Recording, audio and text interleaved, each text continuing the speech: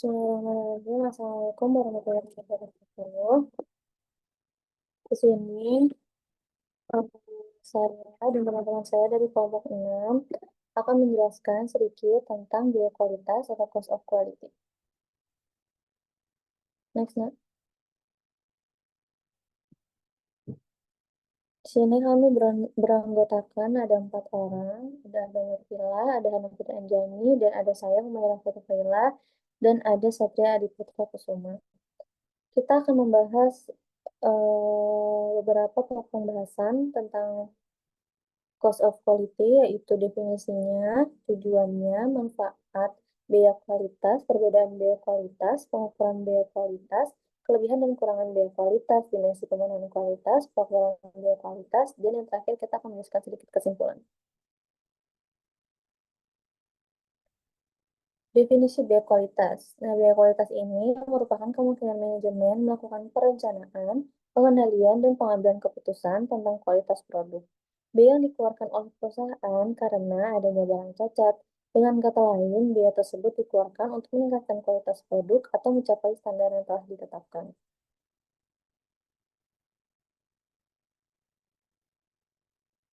Selanjutnya itu ada beberapa penjelasan tentang kualitas ini dari beberapa ahli. Yang pertama dari Aswari menjelaskan bahwa kualitas itu merupakan aspek dalam barang atau hasil yang membuatnya cocok untuk tujuan tertentu. Yang kedua, menurut Vincent, kualitas ini merupakan ciri khusus dari produk yang dapat memenuhi permintaan pelanggan serta tidak memiliki kecacatan. Yang ketiga, ada dari AFP Gendum yang memberikan definisi kualitas itu adalah kombinasi dari ciri-ciri produk dan layanan yang sesuai dengan harapan pelanggan. Yang keempat, ada Hansen dan Moen. Menurut Hansen dan Moen itu biaya kualitas merupakan pengeluaran akibat adanya produk yang tidak berkualitas. Dan yang terakhir, menurut Garrison, yang kelima, itu menyatakan juga kalau biaya kualitas itu mencakup semua biaya-biaya yang terjadi karena produk yang rusak. Tujuan dari biaya kualitas itu, yang pertama, untuk mengukur dampak keuangan dari kualitas, kemudian mengidentifikasi peluang untuk perbaikan kualitas, ada area biaya kegagalan yang tertinggi, dan tujuannya itu juga untuk mengidentifikasi area proses atau produk mana yang memberikan kontribusi besar terhadap biaya kegagalan. Manfaat-manfaat pengukuran biaya kualitas. Yang pertama, manfaatnya itu membantu manajer mengalokasikan sumber daya secara efisien, misalnya kayak dengan meningkatkan biaya pencegahan untuk mengurangi biaya kegagalan. Manfaat yang kedua itu sebagai pengoptimalan kualitas untuk menghemat biaya jangka panjang. Yang ketiga, dapat menawarkan harga lebih kompetitif sambil mempertahankan kualitas. Dan yang terakhir itu sebagai proses departemen atau produk mana yang menyumbang presentasi biaya kualitas tertinggi. Sehingga manajemen dapat fokus pada area yang paling membutuhkan perbaikan.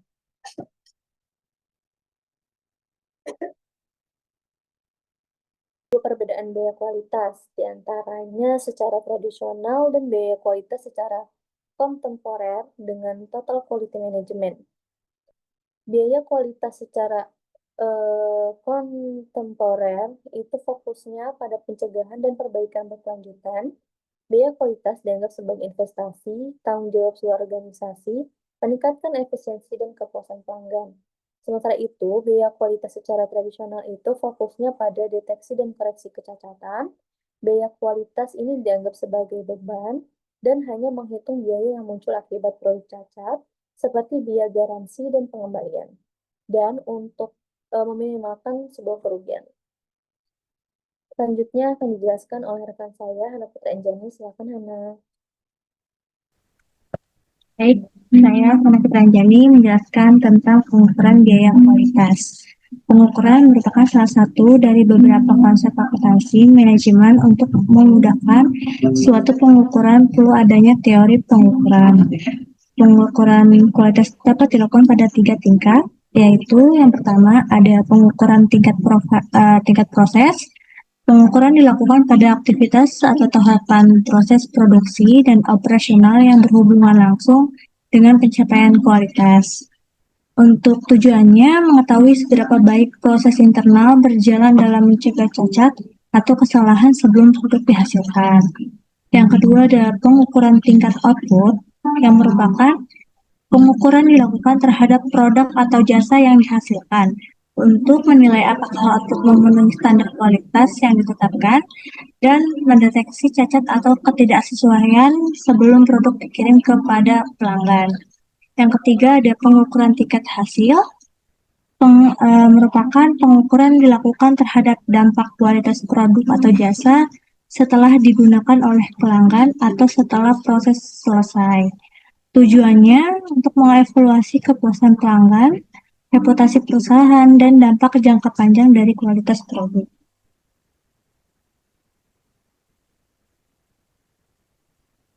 Ini ada kelebihan biaya kualitas. Yang pertama, untuk menetapkan prioritas pengurangan biaya maksimum.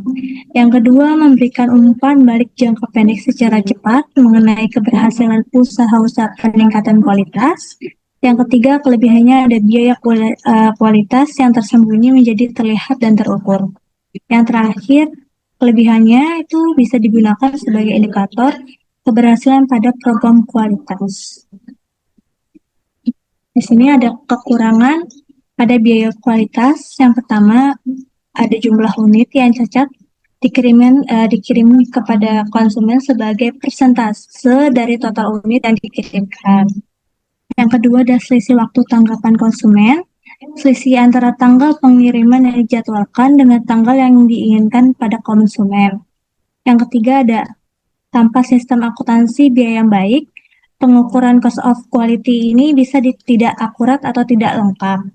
Yang keempat ada tidak semua perusahaan siap seperti UMKM atau bisnis kecil mungkin belum punya sistem pendukung.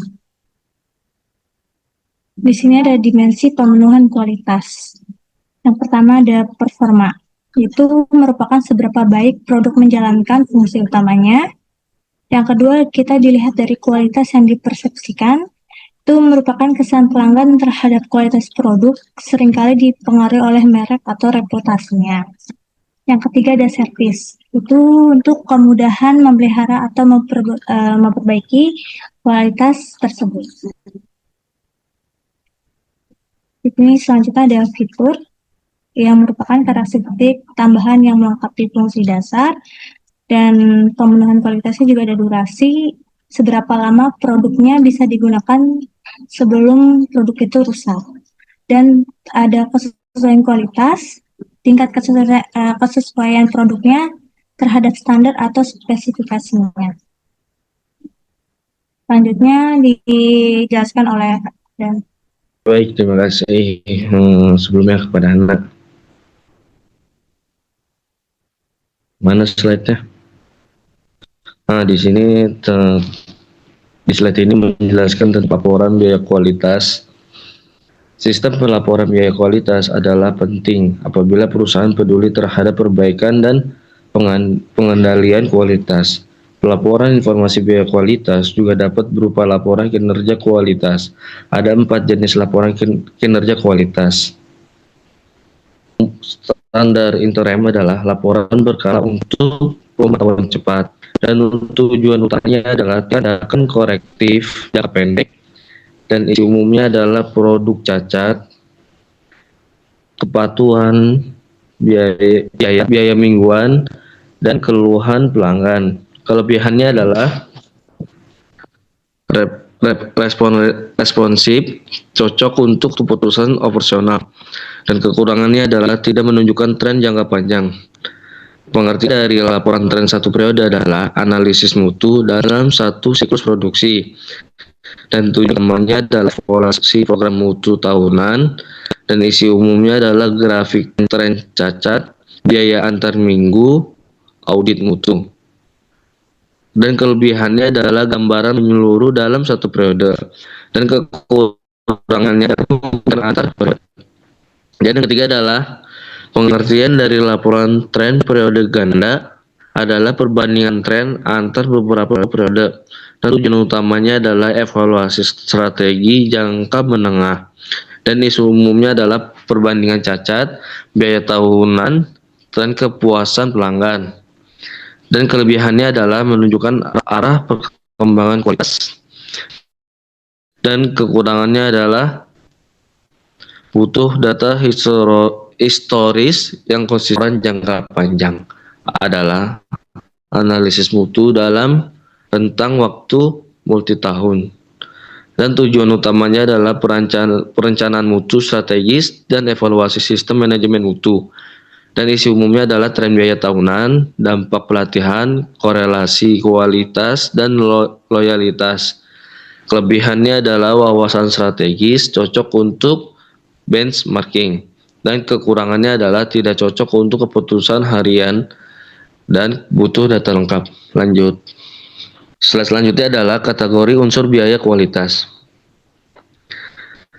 Biaya pencegahan atau prevention cost merupakan biaya yang dikeluarkan untuk mencegah cacat sebelum terjadi, sehingga meminimumkan biaya kegagalan internal dan biaya kegagalan eksternal. Contoh biaya pencegahan adalah yang pertama, pelatihan karyawan, yang kedua adalah perencanaan kualitas dan desain produk, dan yang ketiga adalah pemeliharaan peralatan, dan yang terakhir adalah pengembangan sistem manajemen kualitas. Biaya ini meliputi yang pertama adalah biaya untuk penelitian pasar yang bertujuan mengumpulkan dan menilai kebutuhan serta pandangan pelanggan terhadap kualitas. Yang B, biaya untuk merancang kualitas yang diperlukan untuk menetapkan serta merencanakan pengendalian kualitas yang diinginkan. Yang terakhir yang C adalah biaya yang terkait dengan perancangan produk dan proses produksi agar sesuai dengan standar kualitas yang diharapkan. Lanjut. Di sini adalah ada biaya kegagalan internal atau internal failure cost. Merupakan biaya yang timbul dari cacat yang ditemukan sebelum produk dikirim ke pelanggan. Contoh dari biaya kegagalan internal adalah yang pertama adalah rework dalam kurung perbaikan produk cacat, yang kedua adalah scrap dalam kurung pembuangan bahan cacat, dan yang ketiga adalah penundaan produksi, dan yang terakhir biaya tenaga kerja untuk perbaikan. Biaya ini meliputi yang pertama yang A adalah biaya untuk perbaikan kerusakan dan limbah memiliki peranan penting dalam keseluruhan biaya kualitas dan berhubungan dengan produk yang tidak memenuhi standar selama pembuatan. Yang B, pengeluaran juga terjadi ketika produksi terhenti atau saat fasilitas harus diperbaiki akibat produk yang gagal. Yang C adalah biaya yang dapat muncul dari desain produk atau layanan yang kurang baik untuk proses produksi. Lanjut.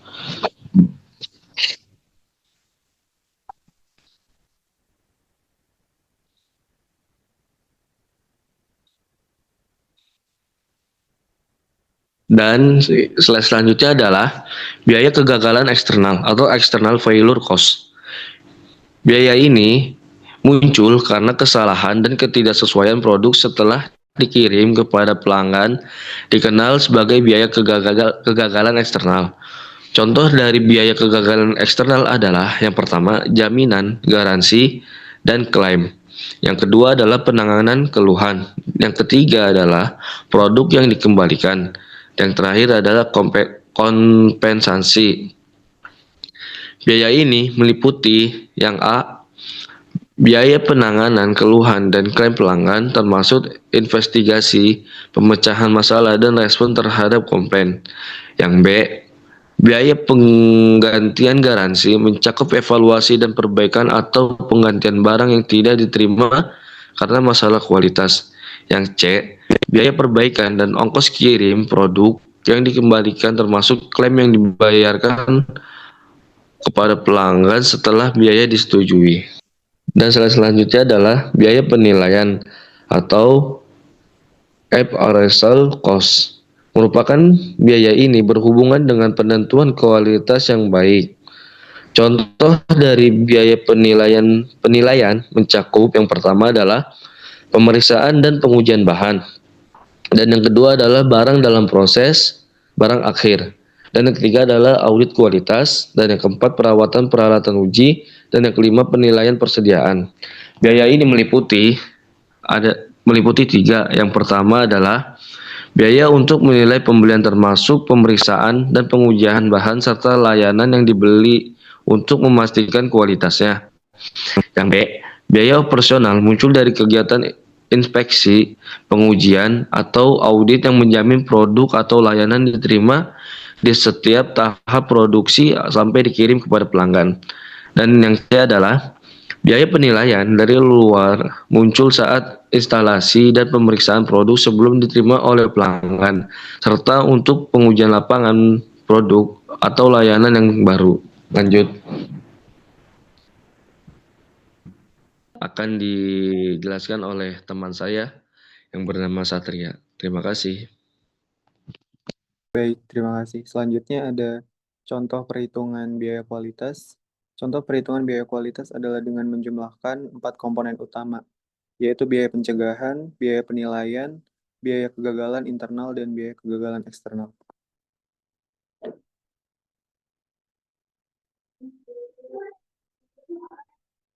Lanjut, slide.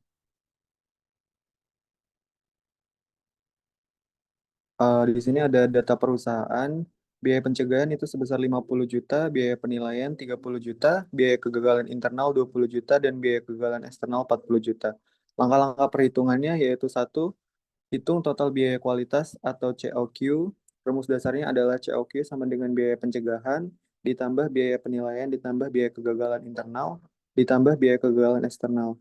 COQ sama dengan 50 juta tambah 30 juta, tambah 20 juta, tambah 40 juta, yaitu 140 juta.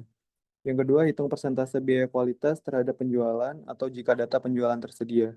Contohnya, jika total penjualan adalah 1 miliar, persentase COQ sama dengan 140 juta dolar dibagi 1 miliar dolar dikali 100%. Persentase COQ sama dengan 14%. Selanjutnya terakhir adalah kesimpulan.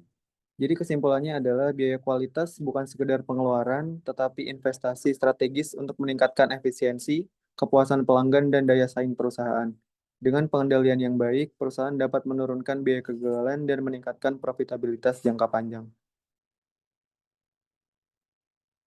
Terima kasih. Baik, terima kasih teman-teman semua. Terima kasih teman-teman semua yang udah bantu presentasi menjelaskan ini. Cukup sekian dari kelompok kami, yaitu kelompok 6. Kurang lebihnya mohon maaf. Wassalamualaikum warahmatullahi wabarakatuh.